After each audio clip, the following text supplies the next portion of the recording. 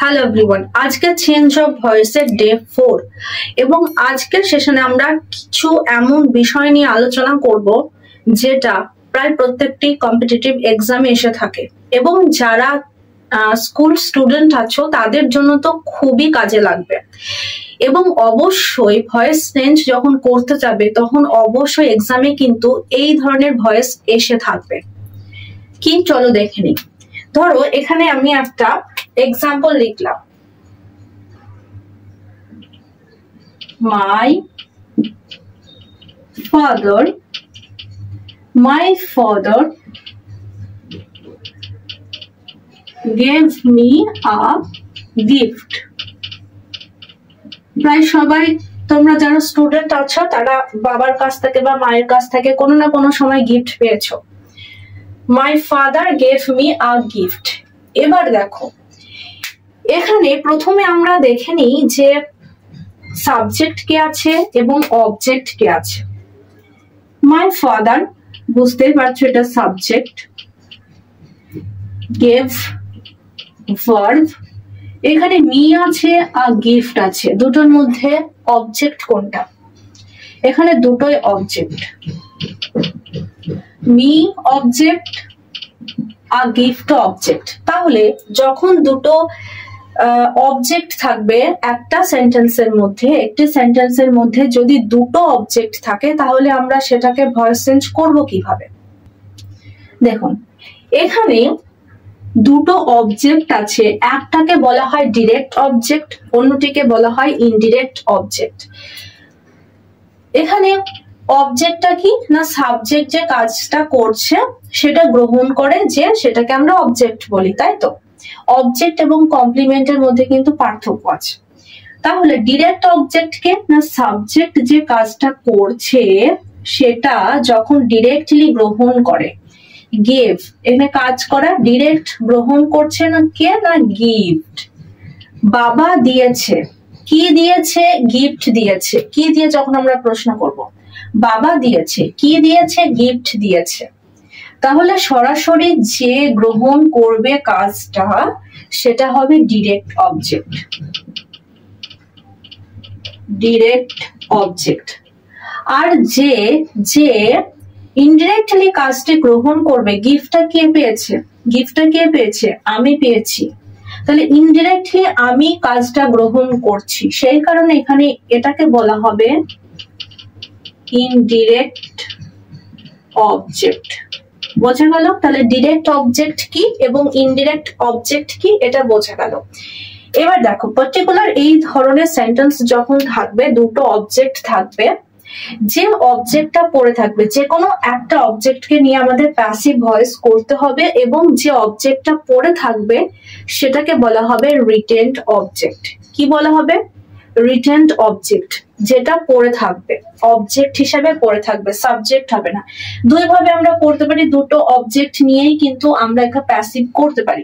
প্রথমে যদি বলি আ গিফট নিয়ে, এটাকে আমরা আ গিফটটাকে অবজেক্ট, প্রথমে সাবজেক্ট করে নিলাম। আ গিফট ওয়াজ, কেন ওয়াজ হয়েছে আশা করি বুঝতে অসুবিধা হচ্ছে না। A gift was given to me, a gift was given to me, আমাকে দেওয়া হয়েছিল। কার দ্বারা? By my father, by my father. তাহলে কি হলো? A gift was given to me by my father. এখানে আমরা যখন স্পোকেন ইংলিশে বলি তখন টুটাকে আমরা অনেক সময় উজ্জ্ব রাখি, given me to by my father. দেখুন এখানে এখানে এই যে মি, এই যে ডিরেক্ট ইনডিরেক্ট অবজেক্টটা পড়ে থাকলো, একটা সাবজেক্ট হয়ে গেল এবং এই যে মিটা যেরকম ছিল ইনডিরেক্ট অবজেক্ট সেটা সেভাবে এখানে পড়ে থাকলো অবজেক্ট হিসাবে, এটাকে আমরা বলবো রিটেন্ড অবজেক্ট। তাহলে যে অবজেক্টটা পড়ে থাকবে সেটাকে বলা হবে রিটেন্ড অবজেক্ট। এবার এই মিটাকে আমরা সাবজেক্ট হিসাবে আনতে পারি। তাহলে মিটা সাবজেক্ট হিসাবে আনলে কি হয়ে যাবে? I was given a gift by my father. Okay, I was given a gift by my father. I was given a gift by my father. এবার এখানে গিফটটা পড়ে আছে, গিফট, তাহলে এটাকে আমরা অবজেক্ট হিসেবে পড়ে আছে, তাহলে এটাকে আমরা বলবো রিটেন্ড অবজেক্ট। Retained object. এবার এই সেন্টেন্সটা আপনারা অবশ্যই কমেন্ট সেকশনে জানাবেন। The teacher sent the students an email. এটাকে যদি আমরা প্যাসিভ করি, ভয়েস চেঞ্জ করি, তাহলে কি হবে? এবার একটা সেন্টেন্স লিখি, he does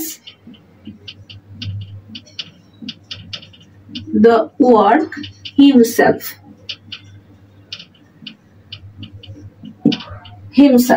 He does the work himself. এখানে দেখুন himself আছে, himself, myself, herself, ourselves, এগুলো যদি থাকে তাহলে আমরা প্যাসিভ ভয়েসে কি করে করব? দেখুন এগুলোকে বলা হয়, এই যে himself আছে না, বা myself বা herself, এগুলোকে বলা হবে রিফ্লেক্সিভ অবজেক্ট।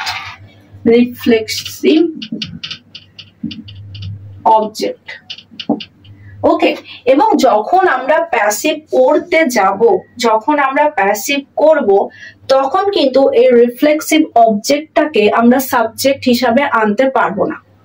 এটা যেরকম আছে সেরকম থাকবে, অবজেক্টই থেকে যাবে। ওকে, তাহলে আমরা প্যাসিভ কোনটা করব? এই যে হি থেকে দ্য ওয়ার্ক, এটা আমরা প্যাসিভ করব। তাহলে এটাকে যদি আমরা প্যাসিভ করি, দ্য ওয়ার্ক আগে আসবে, যেহেতু এটা সিম্পল প্রেজেন্ট, ইজ হবে, দ্য ওয়ার্ক ইজ ডান। এবার দেখুন, এবার আমরা কি লিখবো? হি আছে, হিমসেলফ আছে, আমি বললাম যে হিমসেলফটা অ্যাজ অ্যান অবজেক্টে থেকে যাবে, তাহলে হিটা কোথায় হবে? হিটা কিন্তু এখানে লিখতে হবে না। The work is done by, এখানে যে রিফ্লেক্সিভ অবজেক্টটা থাকবে সেটা এখানে অবজেক্ট হিসাবেই থেকে যাবে, himself। বোঝা গেল? The work is done by himself. The work is done by himself. আরেকটা, I hurt myself. I hurt myself. Myselfটা কি? না রিফ্লেক্সিভ অবজেক্ট, তাই না? তাহলে এটাকে যদি আমরা প্যাসিভ করি তাহলে মাইসেলফটা মাইসেলফই থেকে যাবে, অবজেক্টই থেকে যাবে। তাহলে আমরা প্যাসিভটা কি করে করব? না আই হার্ট এটাকে এটা হিসাবে। তাহলে এবার প্রশ্ন হলো হি ডাজ দ্য ওয়ার্ক, এটা ঠিক আছে, এটাকে আমরা প্যাসিভ করতে পারলাম। আই হার্ট এটাকে আমি কি করে প্যাসিভ করব? না এখানে এরকম যদি কিছু থাকে সেন্টেন্স যেটাকে আমরা প্যাসিভ করব, অ্যাক্টিভ ভয়েস, এরকম যদি কিছু থাকে তাহলে এখানে যে প্রথমে যে সাবজেক্টটা থাকবে সেটা সাবজেক্টই থেকে যাবে। তাহলে এটা কি হবে? আই। এবার দেখুন এটা হার্ট, পাস্টে আই ওয়াজ হার্ট, থার্ড ফর্মও কিন্তু হার্টই হবে। ওকে, আই ওয়াজ হার্ট, এর পরে উপরটা যেরকম বাই হিমসেলফ করেছি এটা বাই মাই সেলফ হবে। Okay, by myself, I was hurt by myself. I was hurt by myself. আরেকটা sentence, he danced a beautiful dance. He danced a beautiful dance, অর্থাৎ সে একটা সুন্দর নাচ নেচেছিল।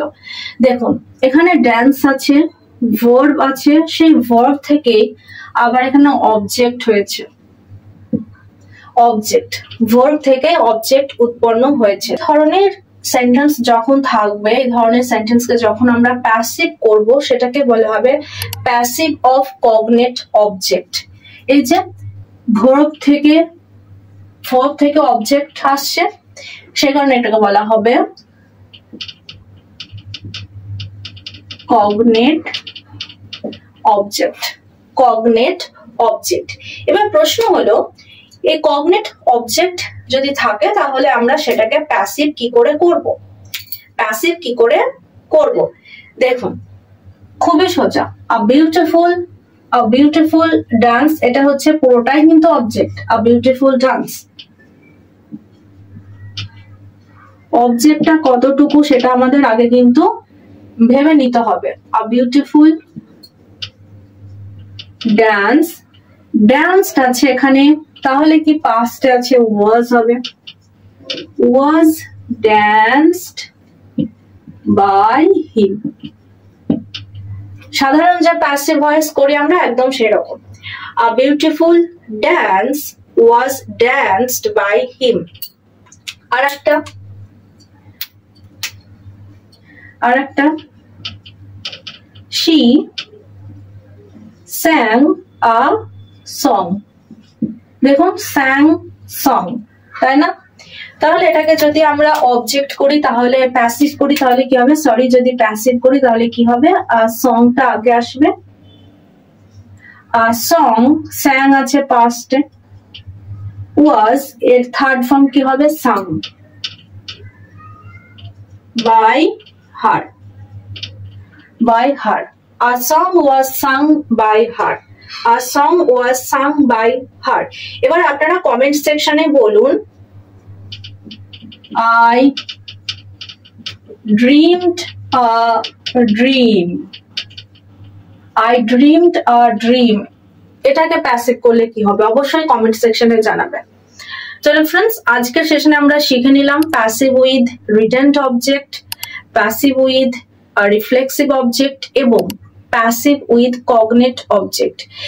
প্যাসিভ উইথ ইনফিনিটিভ হয়, passive with infinitive, passive of infinitive. এটা কিন্তু অনেক আগের একটা সেশন আলোচনা করেছি, পুরো সেশনটা কভার করা হয়েছে প্যাসিভ অফ ইনফিনিটিভ কি করে করতে হয়। ডেসক্রিপশনে লিংক দিয়ে দেবো, অবশ্যই দেখে নেবেন। তো দেখা হচ্ছে পরের সেশনে প্যাসিভ ভয়েসের আরো যেগুলো বাকি আছে সেগুলো নিয়ে। ততক্ষণ সবাই ভালো থাকবেন, সুস্থ থাকবেন। Thank you.